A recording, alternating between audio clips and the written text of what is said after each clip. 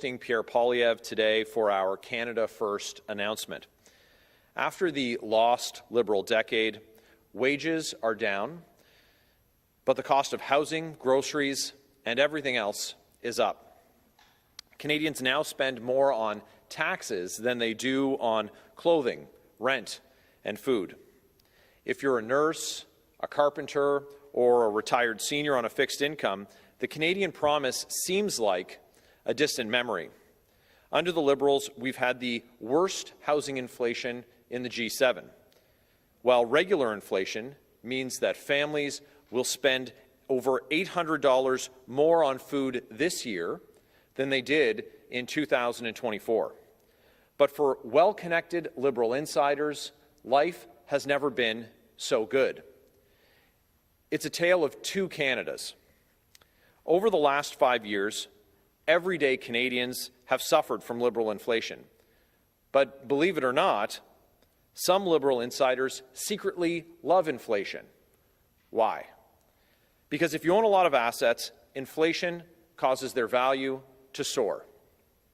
Remember, it was Mark Carney who advised Trudeau to open up the spending taps, making everything more expensive for Canadians. Why would he do that? Well, here's a clue. In 2022, while most Canadians were watching the value of their paychecks collapse under an avalanche of inflation, Brookfield CEO wrote to his shareholders to gloat about how much money they were making off of inflation. Brookfield CEO said, and I quote, "Many of our infrastructure, renewables, and real estate assets are positioned to benefit from inflation," end quote. And in 2023, he wrote to shareholders again to say that, quote, "The stress in the market is our sweet spot," end quote. Your pain was his gain. As Trudeau's economic advisor, Carney was supposed to be working for Canadians. But his advice to Trudeau made you poorer while he lined his own pockets and the pockets of his rich friends. At the same time, he advised Trudeau to raise taxes on Canadians, taxes that he knew he wouldn't have to pay after he stashed his company's funds in exotic Caribbean tax havens. This is not the first time that Mark Carney has been accused of conflicts of interest. In the UK, when he was acting as an advisor to the Labour government, he lobbied a Labour minister for government subsidies for heat pumps that would enrich a heat pump company owned by Brookfield. The chairman of the company even admitted that, quote, "Mark is working on our behalf in government," end quote. Meanwhile, here in Canada, Carney's conflicts touch everything from nuclear energy to real estate to tax policy to his dealings with the Chinese government and shadowy Bermuda tax havens. Incredibly, we still don't know whether or not Mark Carney actually pays taxes in Canada. And now, as Prime Minister, the current conflict of interest rules don't even require him to sell his assets in Brookfield. Now, he's gotten away with just moving his assets into a so-called blind trust. But the only people who are left blind are Canadian voters. We can't see what assets are in the trust, but Mark Carney knows because he put them there. Now, Mark Carney doesn't want to talk about any of that. That's why as soon as the media started asking him tough questions about it, he suspended his campaign and rushed back to Ottawa. He's been hiding from the public for 3 straight days now. He's hiding from scrutiny over the fact that he's already the most conflicted and compromised Prime Minister in Canadian history. From revelations about his cozy relationship with the Chinese government, cash stashed in offshore tax havens, and his history of lobbying governments he's supposed to be advising to benefit his employers and his own financial interests. This is the Prime Minister who leads a Liberal Party that's made up of ministers and caucus members who are responsible for the series of ethical scandals that have tarnished Canadians' confidence in our democratic institutions, like the $60 million Arrive scam, the billion-dollar Green Slush Fund, the Canada Student Service Grant, where they tried to give $1 billion to Liberal insiders at the We organization. Mark Carney doesn't want you to think about any of that. That 87% of the cabinet that he appointed were the same cabinet ministers that advised Justin Trudeau. He's running on one election promise only, that he can deal with Trump. So how's that going? 2 weeks ago, he said that he made progress with Trump. Last week, he said that, quote, he can handle Trump, end quote. That's an actual quote from him. But there's no evidence whatsoever that Mark Carney can control or influence anything that Donald Trump does. The fact is that while the rest of the world is getting pauses on Trump's tariffs, there are more tariffs on Canada today than when Mark Carney became Prime Minister. Now, that's Mark Carney's actual record of dealing with Trump. He can't hide from that record any more than he can hide from his own conflicts and Liberal record of broken promises. After the lost Liberal decade, with costs and crime up, and our economy down and under America's thumb, and with Liberal insiders profiting off their government's decision, it's clear that the Liberals don't deserve a fourth term. It's time to put Canada first for a change, with a new Conservative government that will axe taxes, will build homes, unleash resources, stop crime, and bring home jobs, to stand up to Trump from a position of strength. Pierre Poilievre is the only one who can bring that change to Canada. Now, here to tell you more about our plan, I have the pleasure of introducing the only man who can stop Mark Carney, the leader of Canada's first Conservatives, Pierre Poilievre.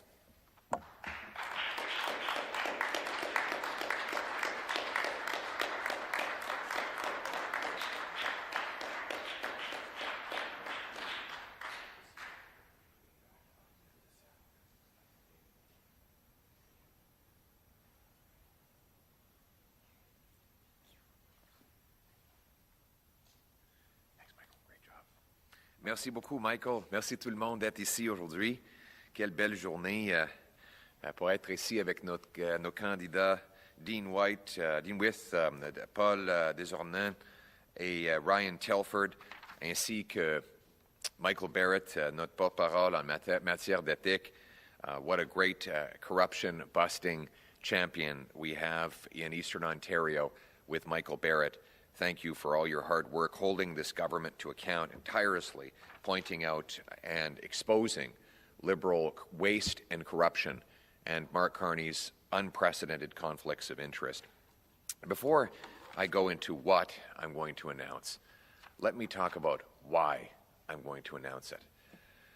The reason that it's important not to have government corruption, conflicts of interest, and rampant waste is because the people always pay the price.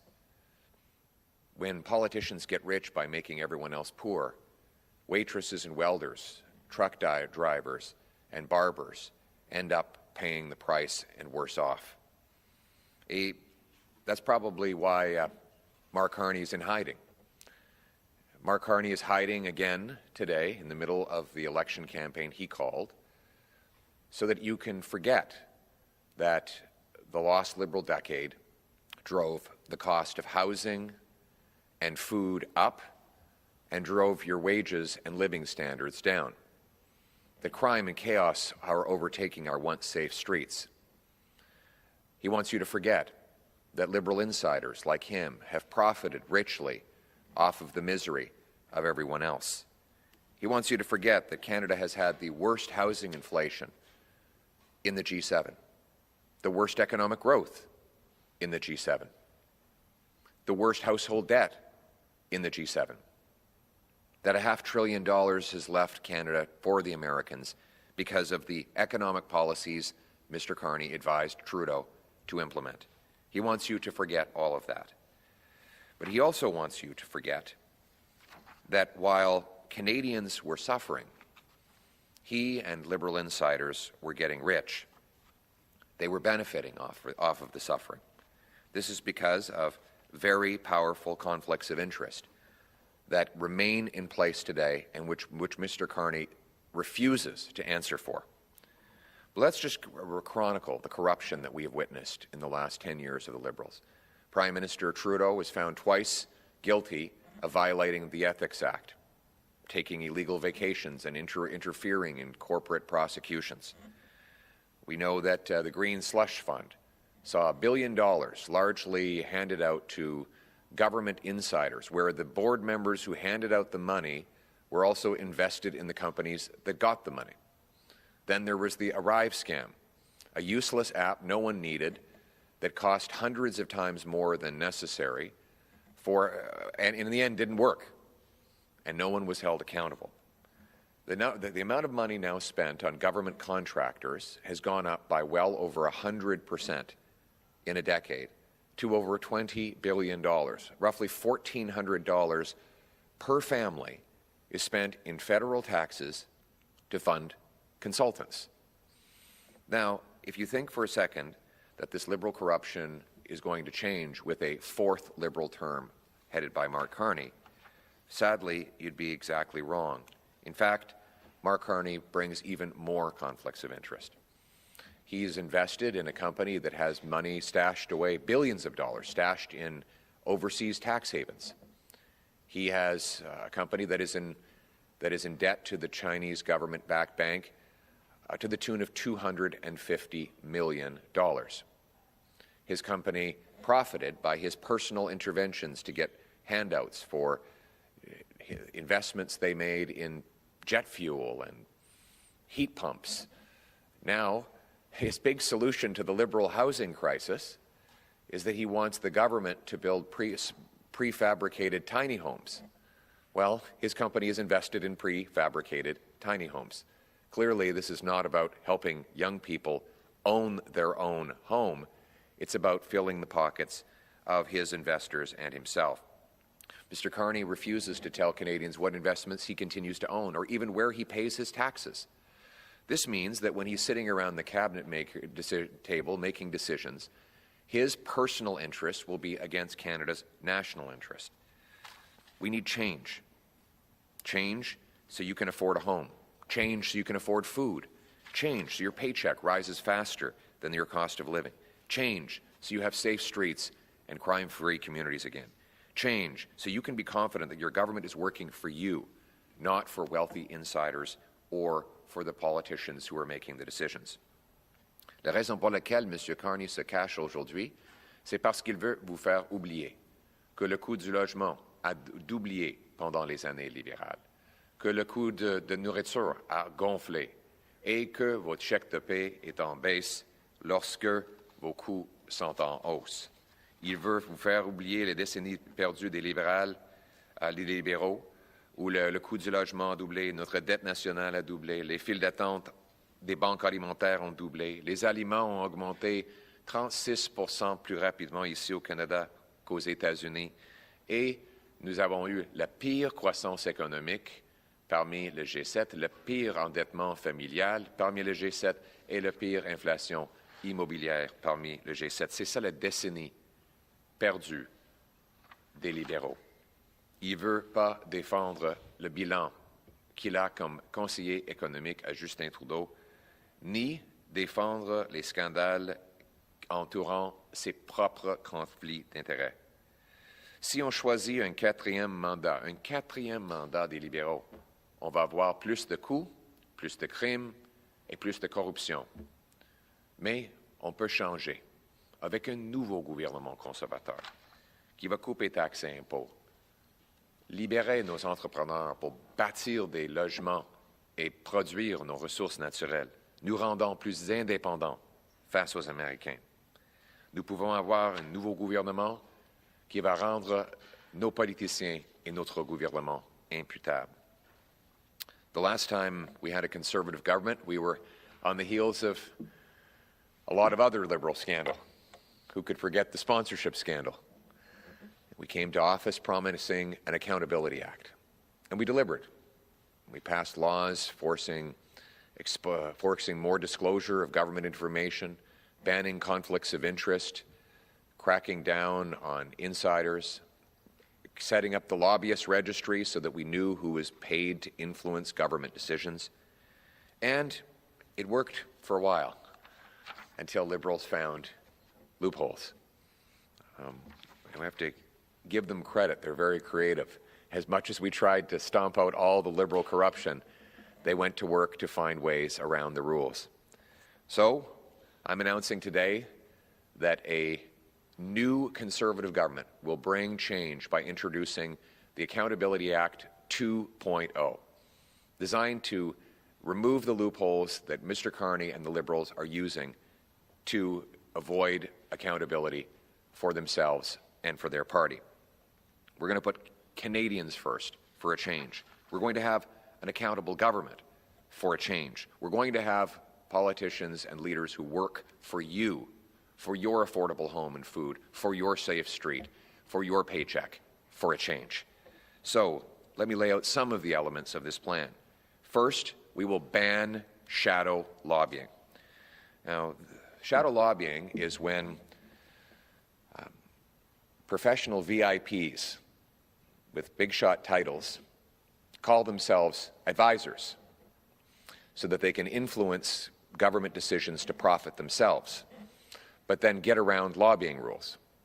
And Mr. Carney's been famous for this. He bragged that he lobbied the British government to increase jet fuel prices while his company invested in the jet fuel. He brags that he influenced governments to subsidize heat pumps while his company invests in heat pumps. He says that he's going to reverse the Liberal housing crisis by having the government build prefab tiny homes. Well, his company is invested in prefab tiny homes. Using a fake title of advisor to push policies that enrich yourself while impoverishing everyone else is an unacceptable conflict of interest, and it is nothing more than glorified corporate lobbying that is unregistered. We have a lobbyist registry which is meant to allow Canadians to know who is taking money to influence government decisions. We cannot allow high-priced corporate insiders like Mark Carney to go around those rules. And so, henceforth, we will eliminate the lobbying loophole and require anyone who's acting as an advisor to government officials to declare themselves and register as a lobbyist whenever they are advising on matters that touch upon their financial interests or that of their company. This would have required Mr. Carney register as a lobbyist when he was talking about anything that would have profited his corporate interests at Brookfield. Second, we will stop politicians from profiting off their own decisions. Ministers should not be involved in setting policies that enrich themselves or their families without accountability. We should not allow people to use their political power in government to make decisions that will advantage themselves above and beyond the public interest. Let me explain the problem. There is a section in the Ethics Act right now that allows a politician to make a decision that benefits him or his family if it benefits other people as well. Now, the reason that was set up was so that, for example, Jim Flaherty benefited by cutting the GST because his consumer purchases were a little more affordable. But, of course, everybody benefited. We didn't want to declare that to be a conflict of interest.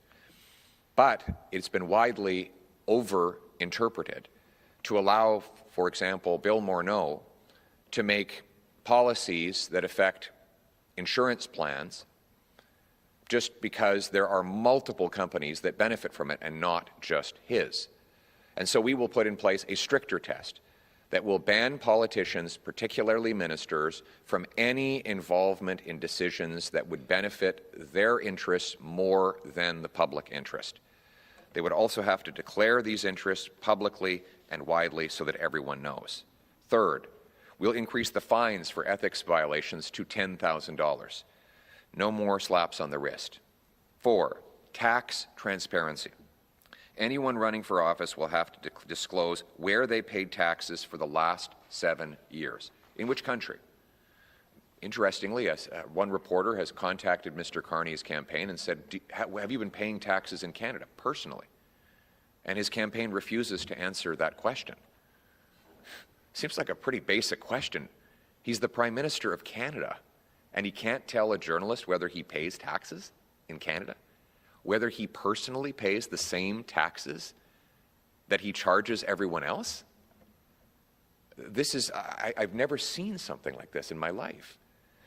And then you have his corporate interests, where we know he has cash stashed in Bermuda, in the Caymans, and other of the most flagrant offshore tax havens. So while he was advising Justin Trudeau to raise your taxes, he was dodging his.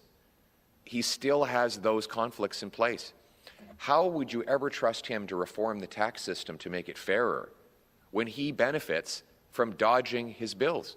Waitresses, truck drivers, manual laborers have to pay a much higher tax rate than Mark Carney's company, and he remains in that conflict. So he should have to reveal where he's paid his tax for the last 7 years. Fifth, we'll require cabinet ministers to divest fully from tax havens and disclose their assets to the Office of the Ethics Commissioner with penalties for noncompliance. No more so-called blind trusts that are only blind to the public. What does this mean? It means that when you're going into cabinet, including becoming Prime Minister, you would actually have to sell all the assets, turn it into cash, hand that cash over to a trustee who would then invest it from scratch, unbeknownst to you, so that you would not have any ability to know what interests you have that go against the public interest.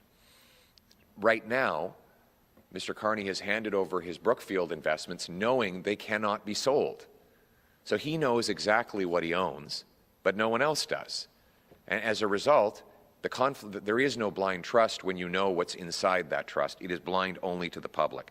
He should have to sell and liquidate these investments and then have the cash reinvested without his knowledge, so that he could not possibly act in his own interest and against the Canadian interest. Sixth, we'll require party leaders to disclose their assets within 30 days of becoming leader, or require the Prime Minister to divest their assets within 30 days of taking that job.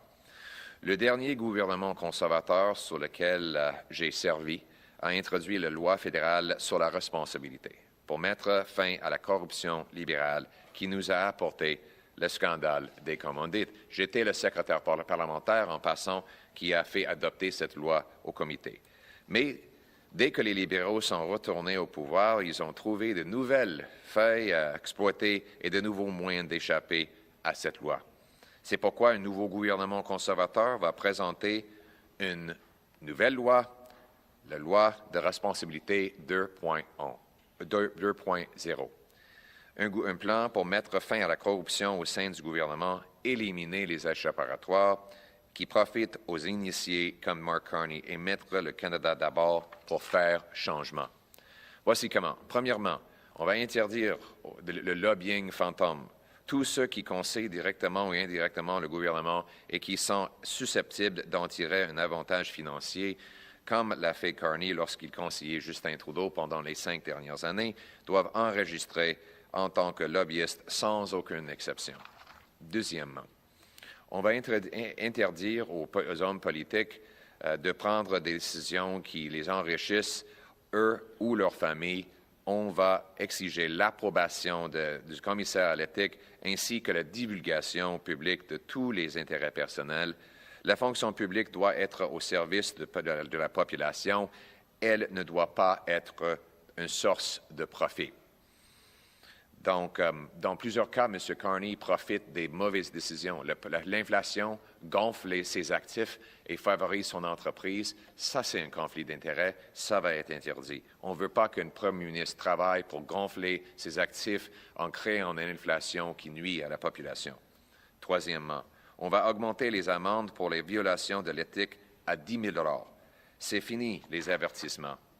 Quatrièmement, on va demander la transparence fiscale. On va exiger à tout candidat à une fonction publique qui relève où il a payé ses impôts au cours des 7 dernières années. Cinquièmement, on va exiger des ministres qu'ils se retirent totalement des paradis fiscaux et qu'ils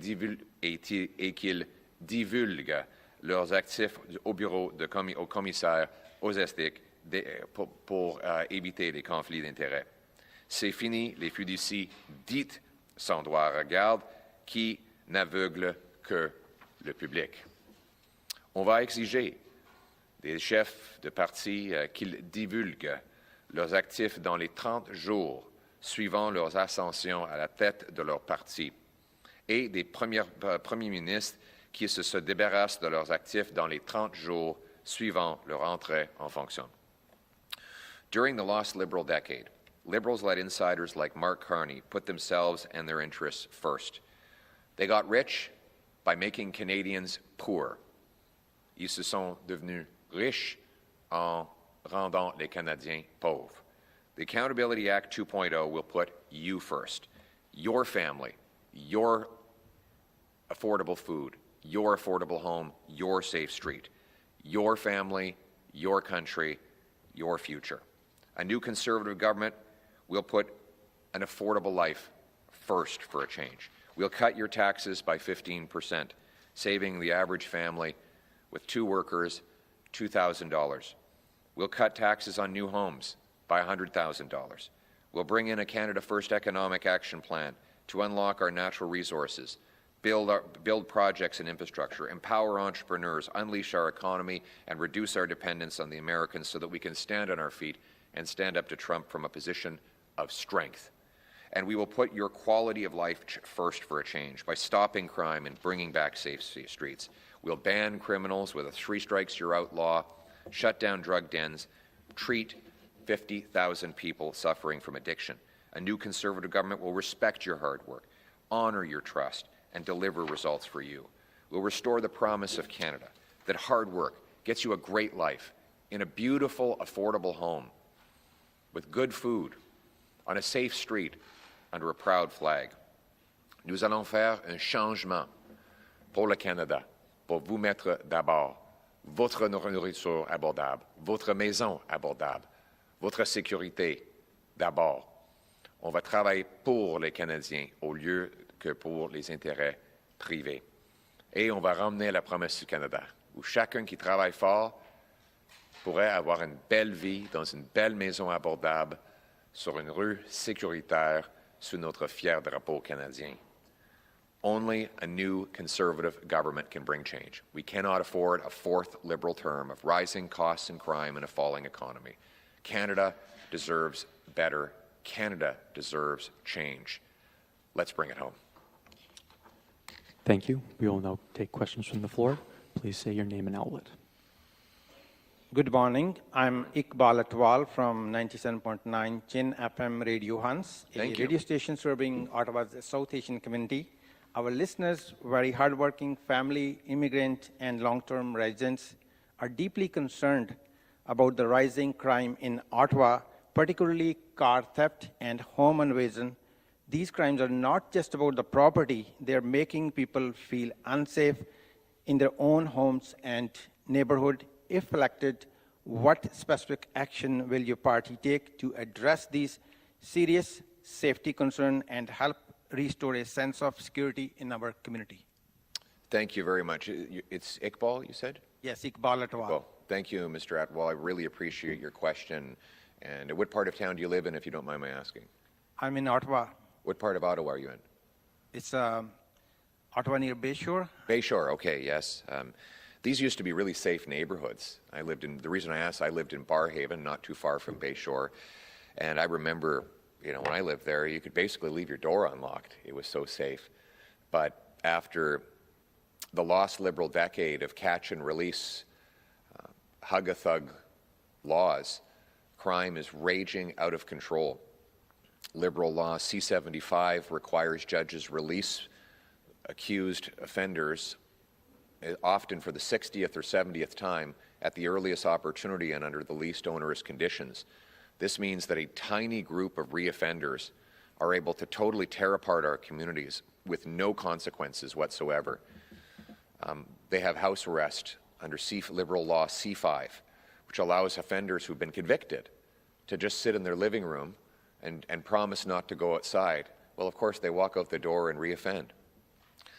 These insane Liberal crime policies are endangering our people. We cannot risk a fourth Liberal term of rampaging crime. We need a change with a new Conservative government that will lock up criminals and bring home safety. And this is my plan to do it. I will repeal Liberal law C-75 to end catch and release bail. I will repeal C-5, the house arrest, Liberal house arrest law. We will bring in a 3 strikes you're out law, which says that anyone convicted of 3 serious offenses will automatically be ineligible for bail, parole, probation, or house arrest for the rest of their lives. They will serve a minimum of 10 years and a maximum of life and will only get out of jail if they have an impeccable record of clean drug tests, good behavior, and learning an employable skill. We will also secure our borders with high-powered scanners that look into shipping containers to stop drugs, guns, and stolen cars. We will hire 2,000 more frontline CBSA officers who can stop the illegal importations. And we will ban hard drugs, shut down taxpayer-funded drug consumption sites, and invest in treating 50,000 Canadians to defeat addiction and bring our loved ones home drug-free. We need a change to bring home safe streets, and only Conservatives will do it. Thank you. En français. Merci beaucoup de votre question, M. Atwal. Les communautés que vous décrivez étaient très, très sécuritaires auparavant. Mais maintenant, c'est le chaos total à cause des libérations automatiques des criminels que les libéraux ont mis en place avec la loi C-75. C'est une libération sous caution automatique et obligée qui permettent des mêmes criminels ayant fait des 80 crimes auparavant d'être libérés automatiquement. Les peines Netflix que les libéraux ont mis en place permettent des criminels de faire leur sentence devant la télé dans leur maison. Et ça a libéré une énorme crise de criminalité à travers le Canada qu'on va renverser. Moi, on ne peut pas se permettre un 4e mandat libéral de plus de criminalité. Il faut que ça change avec un nouveau gouvernement conservateur qui va mettre la sécurité des Canadiens d'abord. On va abroger les lois libérales C-75, C-5 et le remplacer avec une loi de 3 coups. 3 crimes et un criminel va devoir rester en prison pour au moins 10 ans et ne sera pas éligible pour la liberté en caution, sous caution ou la liberté conditionnelle. C'est fini les peines Netflix pour des récidivistes. Ils vont aller en prison. On va sécuriser nos frontières avec des scanners de boîtes de conteneurs, plus d'agents immobiliers, d'agents frontaliers et moins de trafiquants d'armes et de drogue.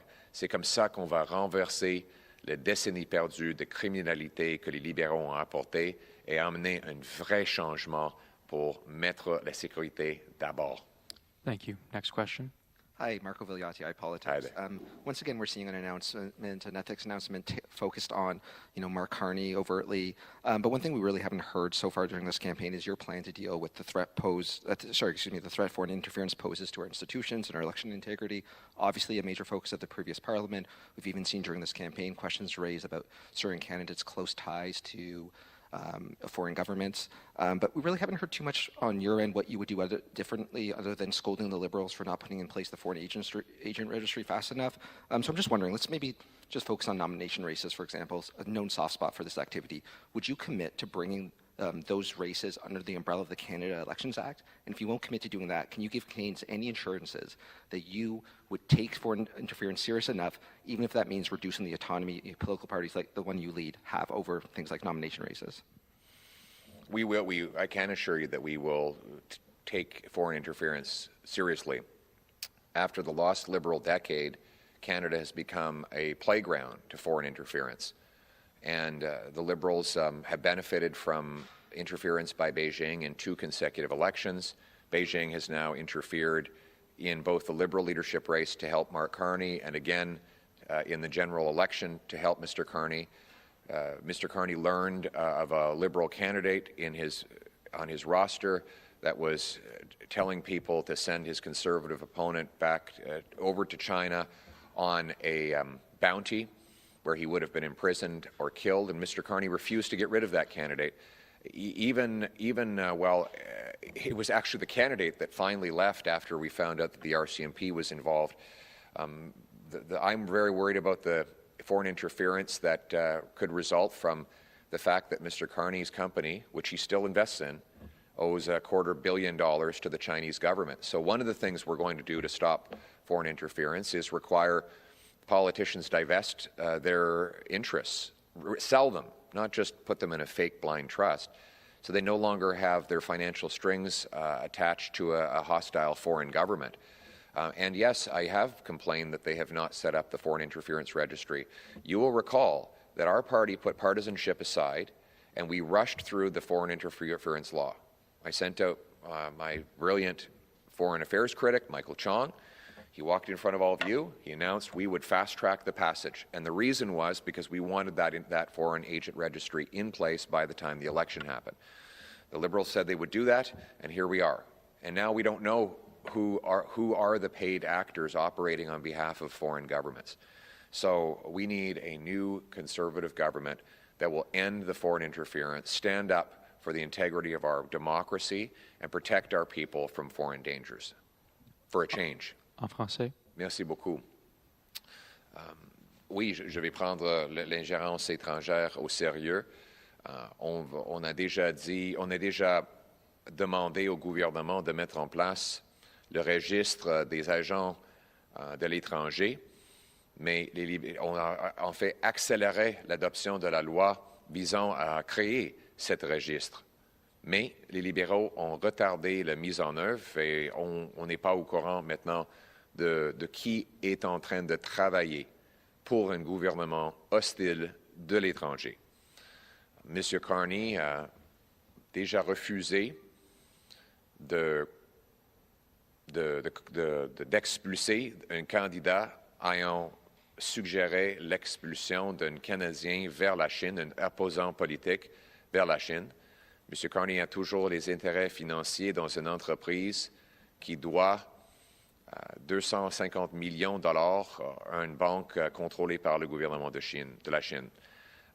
On ne peut pas continuer comme ça. Il nous faut un nouveau gouvernement qui va empêcher l'ingérence étrangère, qui va mettre en place le registre pour exposer ceux et celles qui travaillent pour des gouvernements étrangers et contre nos intérêts, et qui va protéger nos citoyens ici au Canada contre l'agression des gouvernements de l'étranger. Merci beaucoup. Thank you. Next question.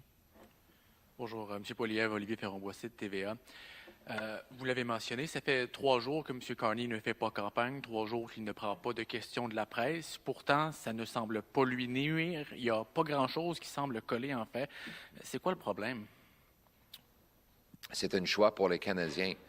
Après la décennie perdue des libéraux, où les coûts augmentent, la criminalité est en hausse et notre économie est en baisse, est-ce qu'on veut un 4e mandat pour des libéraux? Ou est-ce qu'on veut un changement avec un nouveau gouvernement conservateur qui va couper les taxes et les impôts, libérer nos ressources naturelles, permettre la construction de logements que les jeunes puissent acheter et ramener les emplois ici au Canada pour faire face aux Américains avec la force? C'est ça le choix. Ou bien un 4e mandat des libéraux, ou bien un vrai changement avec les conservateurs. C'est le choix que les Canadiens vont devoir prendre et j'ai confiance qu'ils vont prendre, ils vont faire la bonne décision.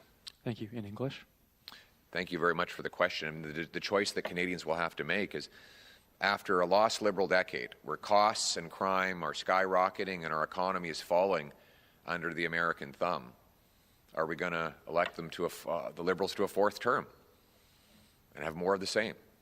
Or is it time for a change with a new Conservative government that will axe taxes, greenlight home building, resource development, bring home our jobs so we can stand on our own 2 feet for a change? Look, it's the same Liberal gang, same Liberal ministers, same Liberal MPs, same Liberal advisors making the same Liberal promises that got us into this mess over the last decade.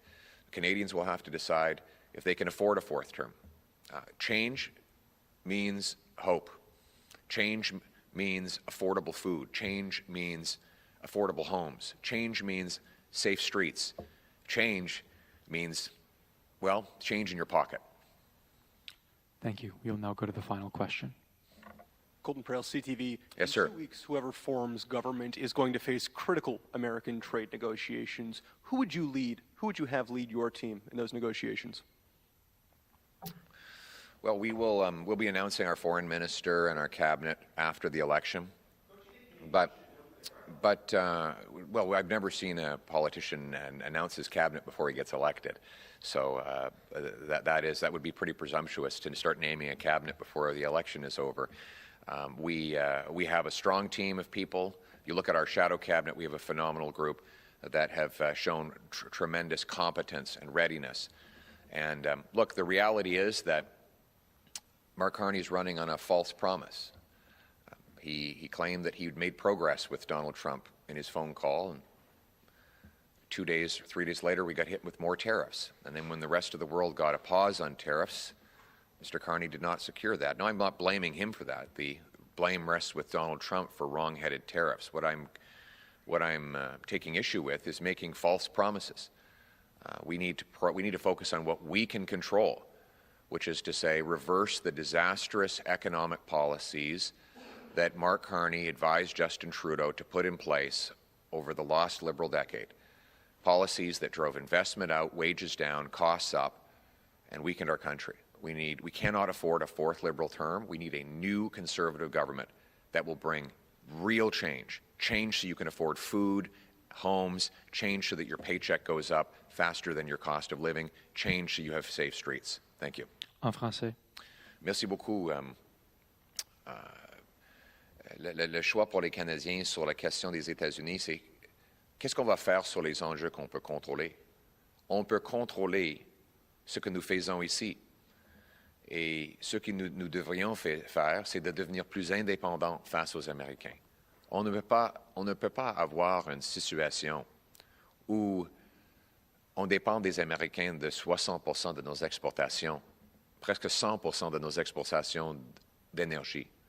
Il nous faut renverser toutes les politiques libérales